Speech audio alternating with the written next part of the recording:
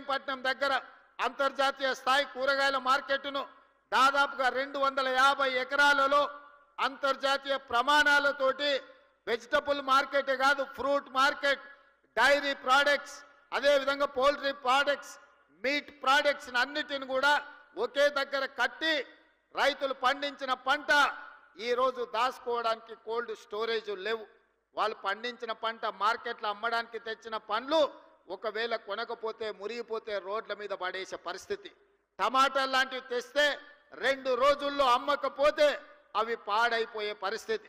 అందుకే ఈరోజు ఇబ్రహీంపట్నంలో మనము అంతర్జాతీయ ఫ్రూట్ మార్కెట్ను పెట్టడమే కాకుండా ఈరోజు కోల్డ్ స్టోరేజీలు పెట్టడం ద్వారా రైతులు పండించిన పంటకు రక్షణ కల్పించాలని ఈరోజు మన ప్రభుత్వం ప్రణాళికలు చేస్తుంది.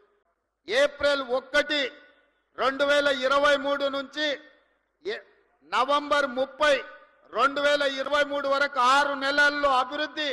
అదేవిధంగా మన ప్రభుత్వం వచ్చినాక ఏప్రిల్ 1, 2024 నుండి నవంబర్ 30 తారీఖు వరకు పోల్చినప్పుడు హైదరాబాద్ నగర రియల్ ఎస్టేట్ దాదాపుగా 29% అభివృద్ధి చెందింది.